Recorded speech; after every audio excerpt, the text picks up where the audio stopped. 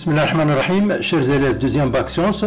Dans cette séance, on va voir l'exercice sur la continuité en un point.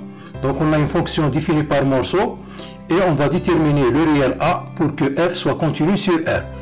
On a f de x est égal à x carré plus ax plus 2 si x inférieur strictement à 1 sur l'intervalle moins l'infini 1 ouvert, et f de x est égal à 1 demi x plus 3a plus 1 demi lorsque x supérieur ou égal à 1. Donc on va déterminer le paramètre a de telle façon que f soit continu sur R. Donc faites pause à la vidéo, essayez de faire cet exercice. Donc on a f, il est défini sur deux intervalles. Donc on a sur l'intervalle ouvert moins l'infini 1, on a f est une fonction polynôme. Donc il est continu sur cet intervalle. F est une fonction polynôme, donc continue sur cet intervalle. Donc continue sur l'intervalle ouvert moins l'infini 1. Donc d'une part. D'autre part, de même sur l'intervalle 1 plus l'infini. On a sur l'intervalle 1 plus l'infini, on a f est une fonction polynôme. Donc il est continu sur cet intervalle. Donc c'est une fonction polynôme, donc continue sur cet intervalle. Sur l'intervalle 1 plus l'infini. Donc on voit ici, pour que f soit continu sur R tout entier, il suffit qu'il soit continu en 1. On a le problème de continuité en 1. Donc f continue sur R, si et seulement si, donc il suffit qu'il soit continu en 1. Donc f continue en 1. Il faut déterminer le réel a pour que f soit continu en 1. Donc le logiciel GeoGebra, on a tracé le graphe de la fonction f. Voilà, f, il est défini sur les deux intervalles. A, c'est un paramètre réel.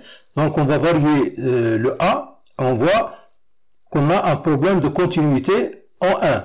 Donc on voit ici bien que la fonction il est bien continue à droite, puisque l'image de 1, c'est le point A, c'est a pour coordonnée 1, f de 1, et il n'est pas continu à gauche en 1.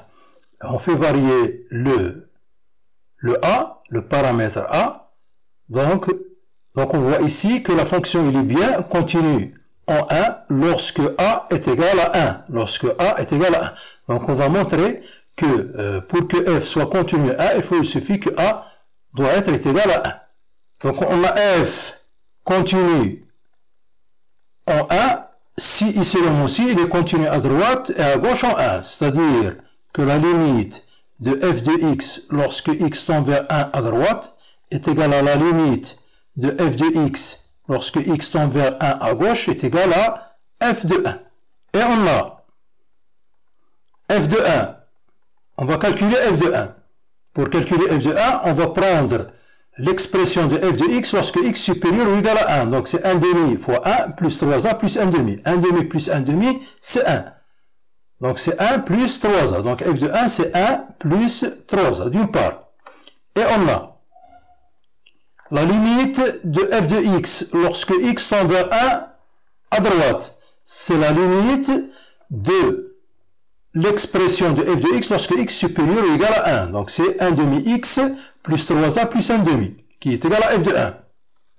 Donc c'est la limite de 1 demi x plus 3a plus 1 demi, qui est égal, lorsque x tend vers 1 plus, qui est égal à f de 1, c'est-à-dire 1 plus 3a.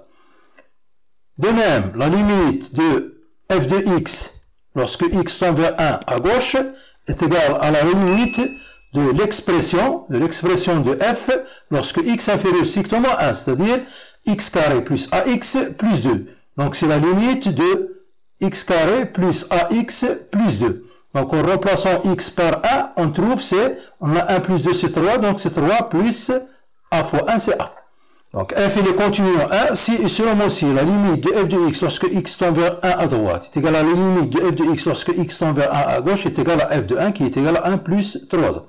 Les deux limites donc sont égaux à f de 1. Ça veut dire, donc, finalement, on a 1 plus 3a est égal à 3 plus a, c'est-à-dire, donc on a 3a moins a c'est 2a, 3 moins 1 c'est 2, ça veut dire que a est égal à 1. Donc f il est continu sur R, si et seulement si il est continu à 1, si et seulement si le paramètre A est égal à 1. Donc à la prochaine vidéo, Inch'Allah, et merci.